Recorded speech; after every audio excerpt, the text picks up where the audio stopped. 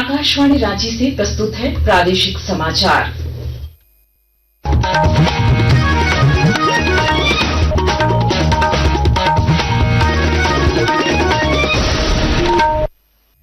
नमस्कार, प्रादेशिक समाचारों के साथ मैं प्रियंका।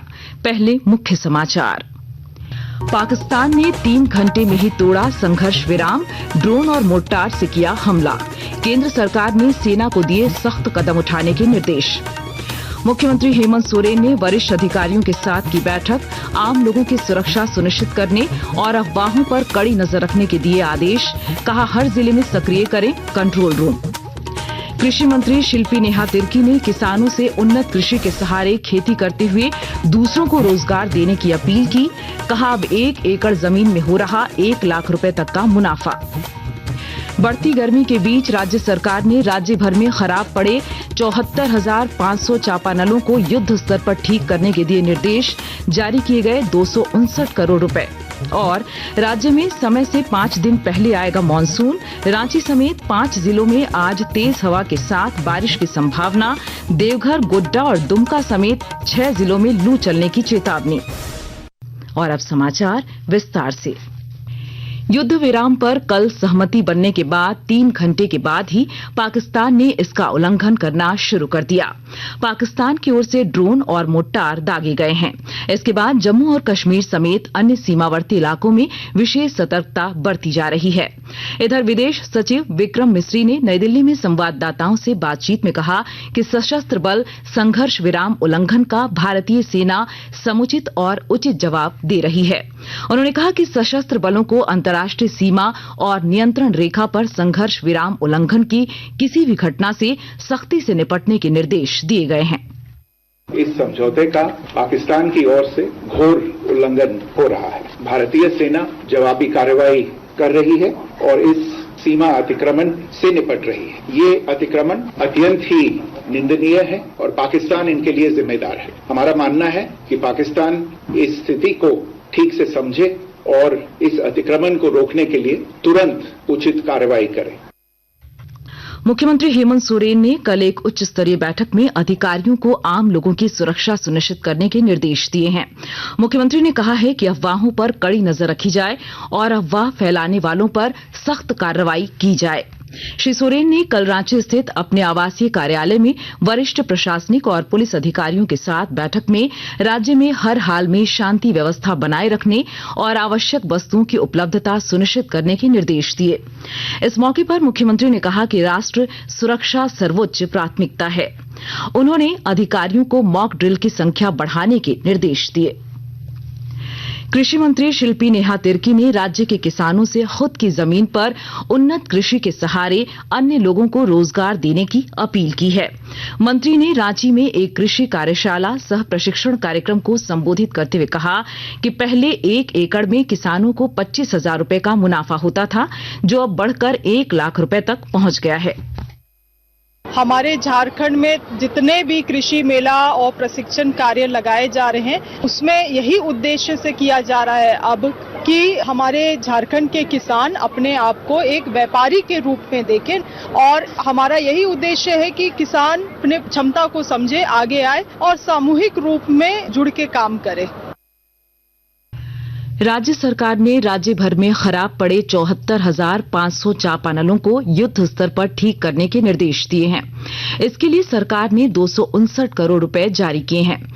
वित्त मंत्री राधाकृष्ण किशोर ने बताया कि राज्य में पड़ रही गर्मी को देखते हुए सभी जिले के उपायुक्तों को जल्द से जल्द इस दिशा में कार्य करने के निर्देश दिए गए हैं।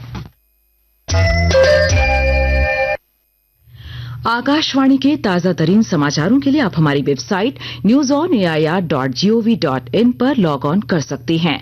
ताजा समाचार X handle @AIR news alerts और Facebook page All India Radio news पर भी उपलब्ध है।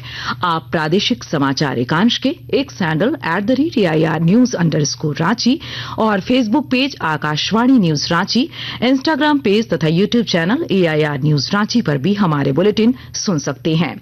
प्रादेशिक समाचार आप आकाशवाणी रांची से सुन रहे हैं। सिमडेगा जिले में राष्ट्रीय लोक अदालत के आयोजन के दौरान 28,000 से अधिक मामलों का निष्पादन किया गया। और अधिक जानकारी दे रहे हैं हमारे सिमडेगा संवाददाता। लोक अदालत लोगों को कम खर्च में त्वरित न्याय प्रदान करने का सशक्त माध्यम बन गई है। सिमडेगा में कल आयोजित राष्ट्रीय लोक अदालत में 7 बेंच का गठन कर 28,633 मामलों का निष्पादन किया गया। राष्ट्रीय लोक अदालत में मुख्य अतिथि उप विकास आयुक्त संदीप कुमार दोराईबुरु ने कहा कि लोक अदालत में आपसी सहमति से मामलों का निष्पादन किया जाता है, जिससे श्रम, समय और धन की बचत होती है। उन्होंने लोगों से इसका लाभ उठाने की अपील की। मनोज कुमार सिन्हा, मनु, आकाशवाणी समाचार, सिमडेगा।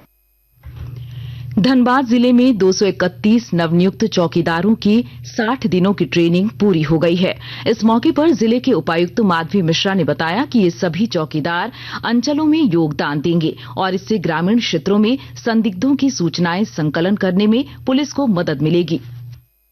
कोई भी विभाग हो, चाहे वो पुलिस विभाग ही क्यों ना हो, वहाँ पे मैन पावर की बहुत कमी है, तो इनके होने से तो वो हमारा सबसे इमीडिएट लाभ होगा। प्लस आप जैसे देख रहे हैं कि इनका जो रोल है ग्रामीण में वो बहुत इंपॉर्टेंट है, उससे भी हमें काफी फायदा मिलने वाला है। और जैसे आप देख पा रहे हैं कि सभी यंग हमारे लड़के लड़कियां इसमें आए हुए हैं जो बहुत फिट हैं। इनका जो जज्बा है, उनका जो उत्साह है, उससे हम लोग के पूरा डिस्ट्रिक्ट एडमिनिस्ट्रेशन और पुलिस प्रशासन को काफी लाभ मिलेगा। आज मदर्स डे है। यह परिवार में मां के सम्मान में मनाया जाने वाला उत्सव है। यह दिन मातृत्व, मातृबंधन और समाज में माताओं के प्रभाव को भी दर्शाता है। मदर्स डे के अवसर पर मां के त्याग और उनके महत्व को याद करते हुए रांची समेत राज्य के कई अन्य जगहों में विभिन्न कार्यक्रमों का आयोजन किया जा रहा है। इस वर्ष जून के पहले सप्ताह में ही मानसून झारखंड में प्रवेश कर सकता है। मौसम विभाग के अनुसार मानसून का प्रवेश समय से 5 दिन पहले होने की संभावना है। इधर आज दिन भर राजधानी रांची समेत लातेहार, लोहरदगा, खूंटी, सरायकेला, सिमडेगा, पूर्वी और पश्चिमी सिंहभूम जिलों में तेज हवा के साथ बारिश होने की संभावना है। हालांकि रांची समेत आसपास के जिलों में कल रात से ही बारिश और हवा चलने से मौसम सुहावना हो गया है। दूसरी ओर मौसम विभाग ने बताया है कि देवघर, गोड्डा, दुमका, जामताड़ा, पाकुड़ और साहिबगंज में आज लू चलेगी। और अब कुछ खेल की खबरें। देवघर में खेले जा रहे झारखंड स्टेट क्रिकेट एसोसिएशन अंतर जिला महिला अंडर 23 T20 क्रिकेट प्रतियोगिता में रांची ने गुमला को कल 254 रनों के बड़े अंतर से हरा दिया। Sports karate association of Jharkhand के तत्वाधान में कराटे चैंपियनशिप के पहले दिन कल 7 वर्ष से 11 वर्ष के बालक एवं बालिकाएं कराटे प्लेयर्स के लिए विभिन्न प्रतियोगिताओं का आयोजन किया गया। और खेलो इंडिया यूथ गेम्स अंडर 18 थांग ता में भाग लेने के लिए 7 सदस्यीय टीम धनबाद से गया पहुंच चुकी है। वहीं पटना में आज से 14 मई तक आयोजित एथलेटिक्स स्पर्धा के लिए 13 सदस्यीय टीम रांची से पटना के लिए रवाना हुई। और आइए अब सुनते हैं अखबारों की सुर्खियां। रांची से प्रकाशित लगभग सभी प्रमुख अखबारों ने पाकिस्तान के द्वारा किए गए युद्ध विराम उल्लंघन की खबर को प्रमुखता से प्रकाशित किया है। दैनिक भास्कर ने लिखा है, शाम को युद्ध विराम, रात में हमले। दैनिक जागरण लिखता है, ऑपरेशन सिंदूर रोकने से पहले पाक के 6 एयरबेस और एयर डिफेंस पर जोरदार हमला। हिंदुस्तान की सुर्खी है, झारखंड में कर्मचारी चयन आयोग के अभ्यर्थियों से 20-20 लाख रुपए में प्रश्न पत्र का हुआ था सौदा। और प्रभात खबर ने सारंडा में सक्रिय 12 नक्सलियों के द्वारा आत्मसमर्पण किए जाने की तैयारी से जुड़ी खबर को पहले पन्ने पर प्रकाशित किया है।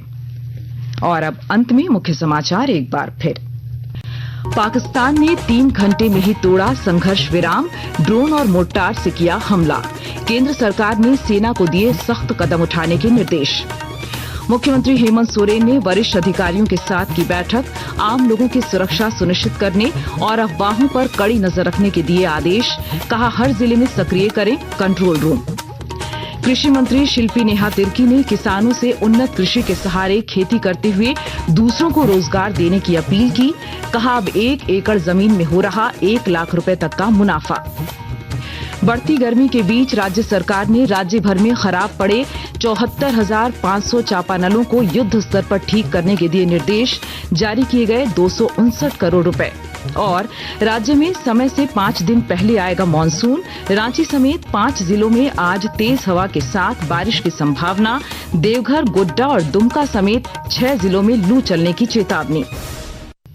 इसके साथ ही आकाशवाणी रांची से प्रादेशिक समाचार का ये बुलेटिन समाप्त हुआ। अगला प्रादेशिक मुख्य समाचार 10:58 पर प्रसारित किया जाएगा। नमस्कार।